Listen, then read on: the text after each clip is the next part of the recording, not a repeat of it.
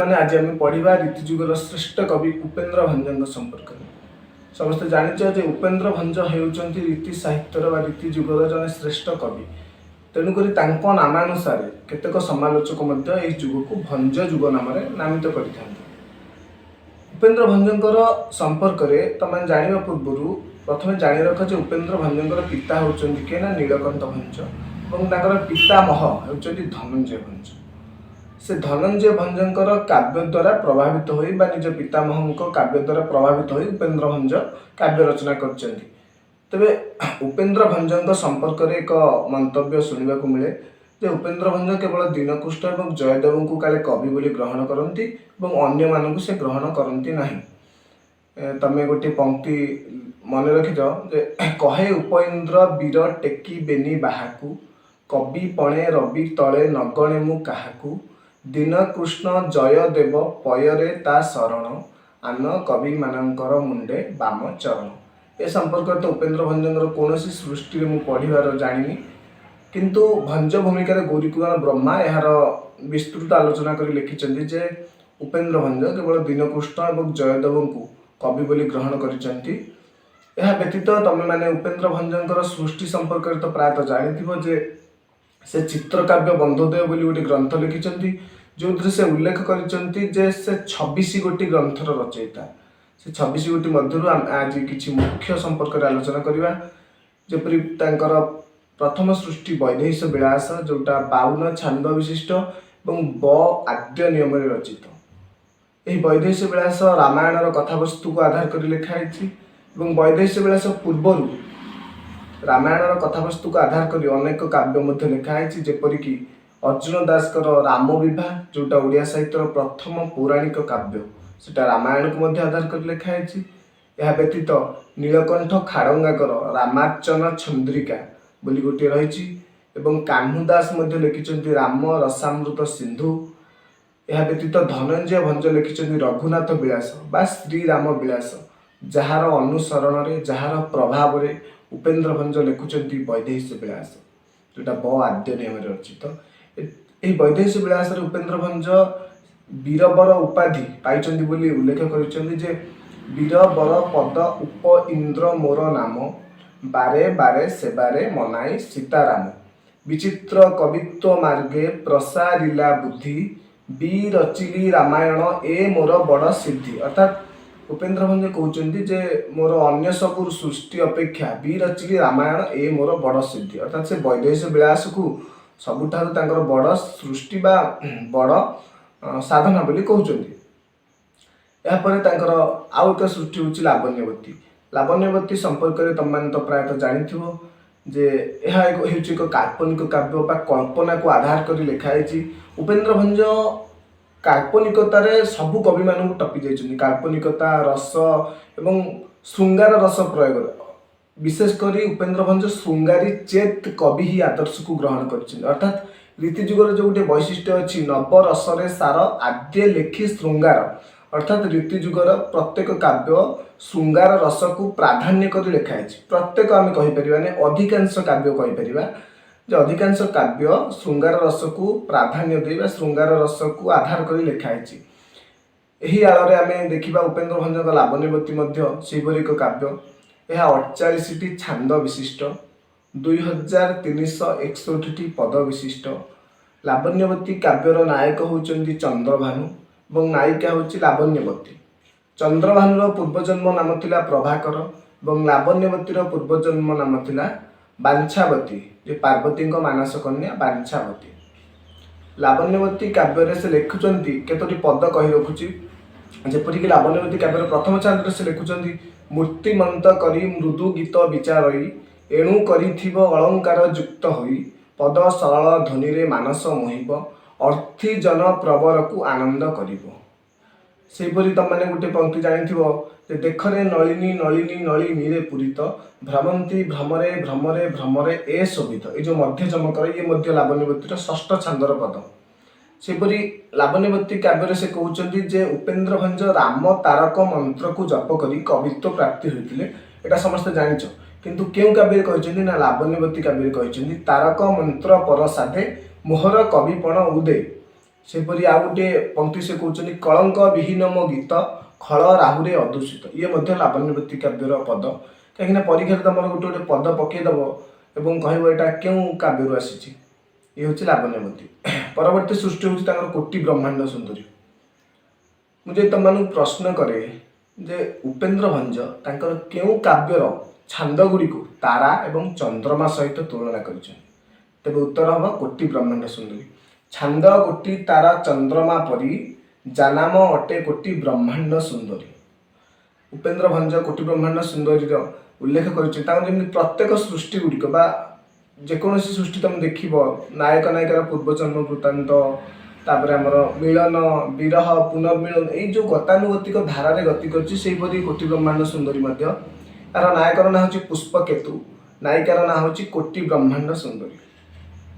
तुम समस्ते जानते कोटि ब्रह्मांड सुंदरी गोटे पंक्ति रही जोटा 3टी ऋतुर वर्णना रही 25 नंबर छांद कोटि ब्रह्मांड सुंदर 25 नंबर छांद गोटे पंक्ति रही जहाँ ना हूँ आशार सघन काल होई उदय असित पर बलरु दर समय अर्थात गोटे शब्द को तुम काट गोटे ऋतु प्रथम शब्द को काटिले वर्षा ऋतु द्वितीय शब्द को काटिले शीत ऋतु तृतीय शब्द को काटिले ग्रीष्म ऋतु गोटे पदरे किपरि 3टी ऋतुर वर्णना कर उपेन्द्र भंजन श्रेष्ठत्व प्रतिपादित करे। सेहीपरि तुमने कोटि ब्रह्मांड सुंदर आ गोटे मुख्य जिन मन रखिथ जे ओडिशार समस्त तीर्थ क्षेत्र वर्णना करिसेंती केउ काव्य ना कोटि ब्रह्मांड सुंदर। या व्यतीत तांकर आउ एक सृष्टि होची प्रेम सुधानिधि। हाँ भूलीगली कोटि ब्रह्मांड सुंदर से कहते जे घेन नैषध पराए उप इंद्र कहे बुद्ध प्रमोद कराए अर्थात कोटि ब्रह्मांड सुंदरी काव्य को से नैषध परि ग्रहण करने बुद्ध जन को विज्ञ जन को विज्ञ व्यक्ति मानक विज्ञ पाठक मानक अनुरोध करुँचे घेन नैषध पराए उप इंद्र कहे बुद्ध प्रमोद कराए। तबे प्रेम सुधानिधि को जामे प्रेम सुधानिधि हूँ 16 छांद विशिष्ट एक काव्य एवं यही काव्यर वैशिष्ट्य यह अन्य काव्य अपेक्षा ए नायक नायिकार पूर्वजन्म वृत्तांत कथा उल्लेख नहीं एवं नायकर नाम उल्लेख नहीं केवल नायकर नाम कोशल देशर राजकुमार एवं नायिका हूँ केरल देशर राजकुमारी प्रेम सुधानिधि। तुम जब प्रेम सुधानिधि काव्य कहीं पढ़ी तेरे यही काव्यटी संपूर्ण प्रेम एवं काम को आधार कर गढ़ी उठी। यार प्रथम छांद आद्य जमक लिखित कुमुद कुमुद विधु जस उदित जनक जनक तोष करे विदित अनंत अनंत जहा महिमा गान जगतीरे जगतीरे लीला रचन ये हूँ प्रेम सुधानिधि काव्यर प्रथम छांद जोटा आद्य जमक लिखित। सेपरी तुम प्रेम सुधानिधि काव्य को जिते चतुर्थ छांद को पलैब तेरे से उल्लेख कर संसार में दाम्पत्य जीवन हूँ सबुठ श्रेष्ठ जीवन एवं से इंद्रंकर संपत्ति एवं राजार राज्य ठू अधिक गुरुत्व देइचंदी बा अधिक महत्व रखिचंदी आमर दाम्पत्य जीवन से लिखिचंदी कि बड़ हेबा नृपति कि बड़ इंद्र संपत्ति सबु सुख उत्पत्ति स्थान दंपति अर्थात से दंपति बा स्वामी स्त्री संपर्क को इंद्रदेव राजसिंहासन ठारू मध्य अधिक बोली ग्रहण करिसेंती।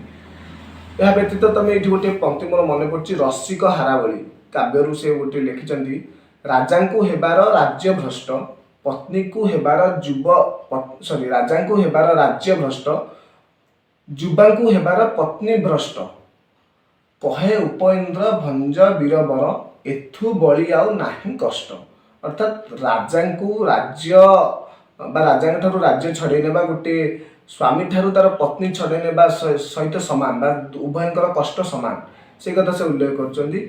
तबे प्रेम सुधानिधि काव्य तुम देखिए जिते नायक नायिकार विवाह घटी से नायिका आमर यौवन प्राप्ति होना जिते नायिका यौवन प्राप्ति होना से नायक मन दुख करवर्ती समय जो नायिका यौवन प्राप्ति होती नायक को विदेश को पठाई दी समय तार चतुर्दश छांदे नायकर नायिका कथा मन पड़े से शरत ऋतु से गोटे लिखी कविता बा आमर चिठी माध्यम प्रेरण करोटा से लिखी निर्मल चंद्र मंडले शरदे विराजी दिशे जथा दर्पक दर्पण थिले माझी चाही कुमर कातर लेखी आरंभिला बसी विनय पतर ये मध्य लिखी से लिखी दूरे थिले पासे अछु एहा थिबु घेनी केते दूरे चंद्र केते दूरे कुमुदिनी प्रीति अभेद तांकर ଯେତେ ଦୂରେ ଥିଲେ ଯେ ଯାହାର ସେ ତାହାର ଅर्थात ଯେପରି ଚନ୍ଦ୍ର ଏବଂ କଇଁଙ୍କର ସମ୍ପର୍କ ସେ ଯେତେ ଦୂରରେ ଜଣେ ଆକାଶରେ ଜଣେ ମର୍ତ୍ତ୍ୟରେ ଥିଲେ ମଧ୍ୟ ତାଙ୍କର ସମ୍ପର୍କ ଯେପରି